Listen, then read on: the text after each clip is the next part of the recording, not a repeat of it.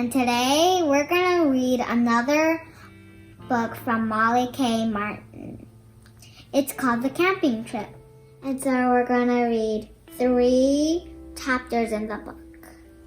Since there are 11 chapters, we're splitting it. Let's read. Meet the characters in the camping trip. Grandma Gray, Mr. Thomas, Camp Nurse Mr. Kai, Steilyn, Tyler, Amy, Betsy, Casey, and Michael. So Tyler, Amy, Betsy, Casey, and Michael are the Gray cousins. Chapter 1. I told you it was chapter. Grandma, where do you want me to put this? Asks Steilyn, his arms full of camping supplies. Just place everything inside the camper for now.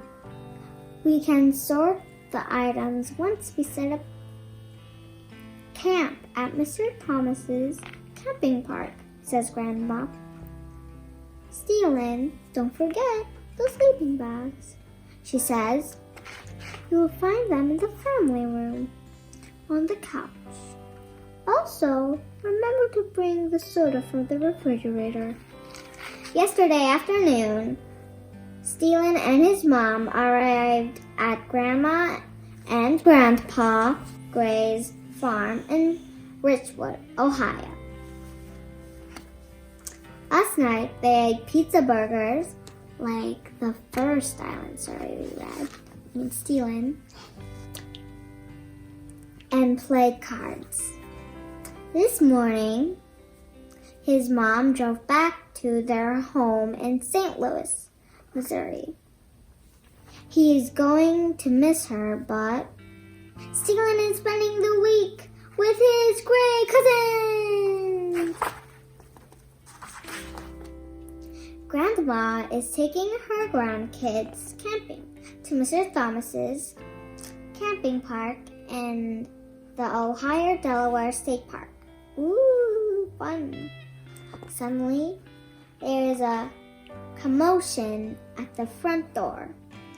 Grandma, we're here and ready to go, shouts Tyler, thus announcing the arrival of the cousins.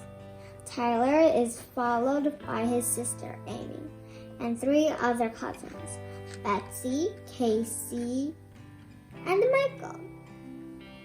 Each one is carrying their changes of clothes for the week, plus their swimming gear. Michael, stop pushing me. I am moving as fast as I can.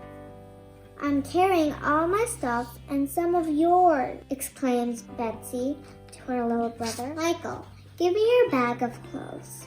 Run ahead to warn Grandma that we have arrived, suggests Casey. There are times when her older sister, Betsy, and their younger brother, Michael, can really bug each other. We really like this book, right, Emily? Good job, everybody, says Grandma, approvingly. She watches as her grandkids trail in with their gear. Children, put your things in the camper. Grandpa has already hitched the camper to the truck. It looks like we're all set. Everyone, let's go to the truck. Chapter 2. They arrive at Mr. Thomas's camping park, or park for short. By mid-afternoon that evening, everyone gathers around their campfire and admires the results of their hard work. Phew, says Grandma. What a perfect fire. Children, you did a great job. Steilyn and Tyler. That was quick work assembling the 2 tents, phrases Grandma. Once we figured out the first one, the second was a breeze, says Tyler. We had a pole left over from our first tent.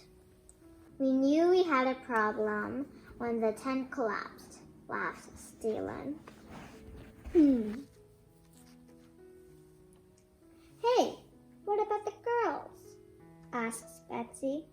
Yes, Betsy. You, Casey, and Amy did a great job too. Thanks for helping organize the camper, replies Grandma. With the three of you in one tent, it's going to be a snug fit. Michael, are you okay staying in the camper with me and not in a tent? Asked Grandma. You bet, replies Michael. I have the best bed in the whole camp. What great weather we have tonight, muses Grandma.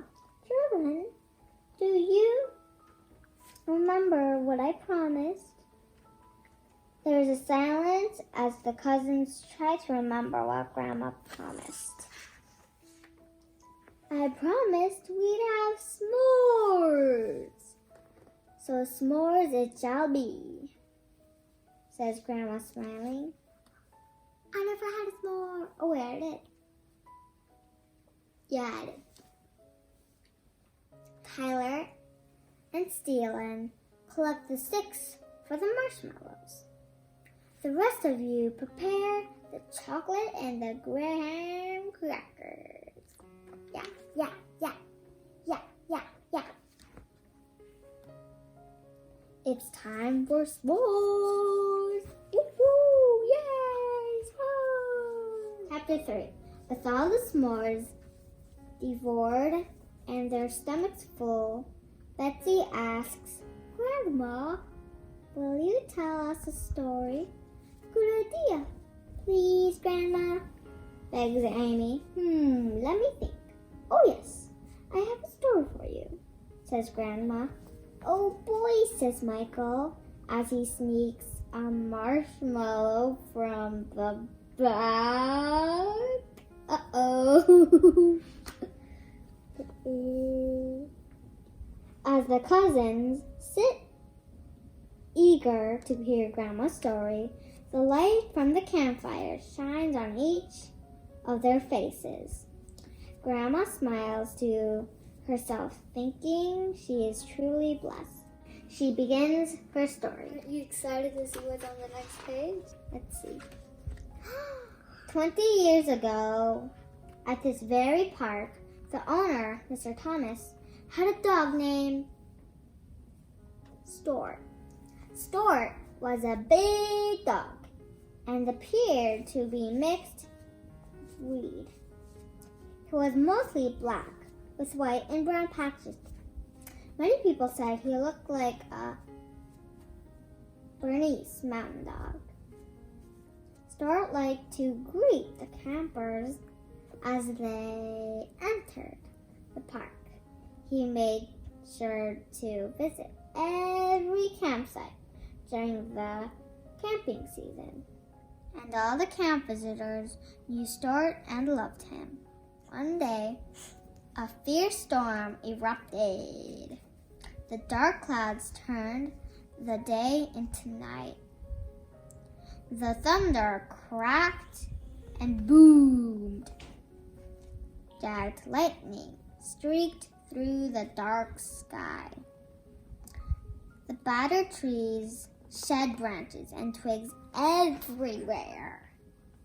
Many campers sought shelter in their tents and campers. Some went to Park's Lodge to wait out the storm.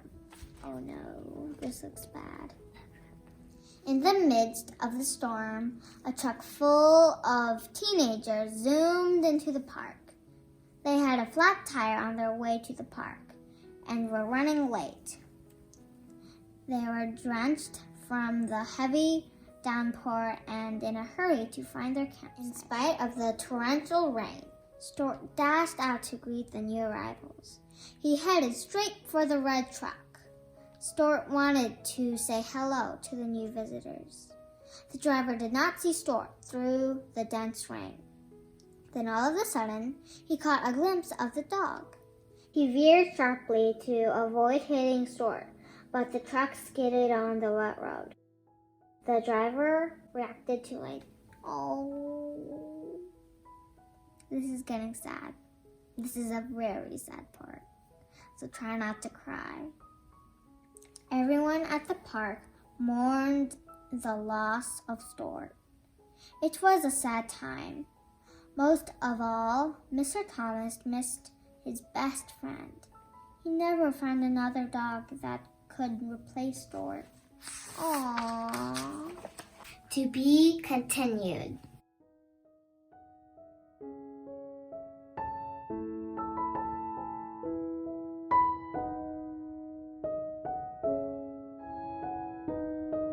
Thanks for watching!